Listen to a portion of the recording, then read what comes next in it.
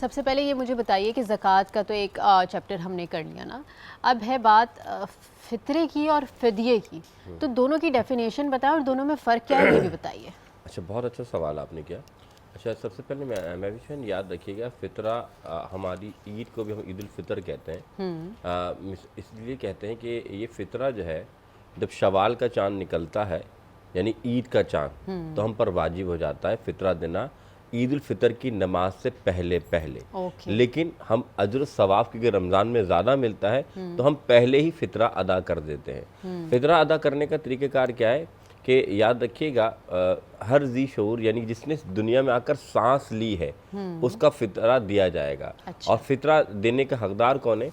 आम तौर पे जो घर का सरपरस्त है वो तमाम घर वालों का फ़ितरा देगा, जैसे अगर बाप है या फिर शौहर है। ओके। इसके साथ ही एक और बात है, अगर आकिल व बालिग कोई है और अपना फ़ितरा देना कोई चाहता है तो वो भी दे सकता है।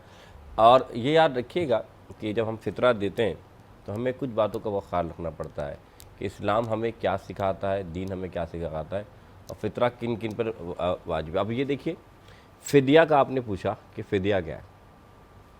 फ़िदिया से मुराद ये कि ऐसे मरीज़ जो दायमी मरीज़ हो, दायमी मरीज़ से क्या मुराद है? जैसे किसी को ऐसा लाइलाज मर्ज़ हो गया हो जिसकी वजह से वो रोज़ा नहीं रख सकता, या ऐसे बुज़ुर्ग जिनकी उम्र इस हद तक पहुंच गई कि वो अपने यानी उनका मैदा इसका बात का काबिल कबूल नहीं है कि वो रोज़ा बर्दाश्त कर सके, या वो उनका जिस्म इस बात की इजाज़त नहीं देता कि वो रोज़ा रख सकें, तो ऐसे लोग क्या करेंगे? वो फ़िदिया देंगे। फ़िदिया क्या है और फ़ितरा क्या है? फ़ितरे की जो रकम बनती है जो शरीयत ने बयान की वह है 2.25 किलो आटा।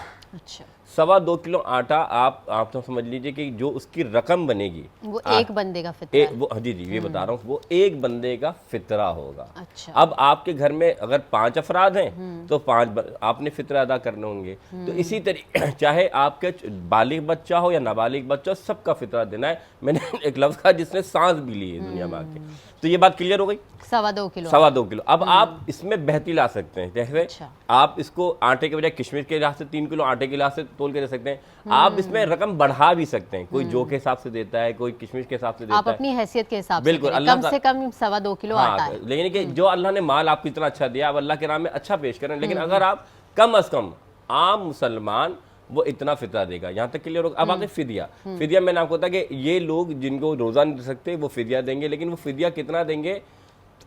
एक फितरे का जो रकम है वो 30 दिन के हिसाब से 30 दिन का फिदिया दे देंगे। अच्छा। कौन लोग? जो कि ऐसे दायमी बीमार हों या ऐसे बुढ़ापे में लोग पहुंच जाएं जो रोज़ा नहीं सकते। इस तरह अल्लाह ताला उनके खताओं को माफ़ फरमाएगा और इस इबादत को कबूल फरमाएगा इंशाअल्लाह। आमीन सुम्मा आमीन।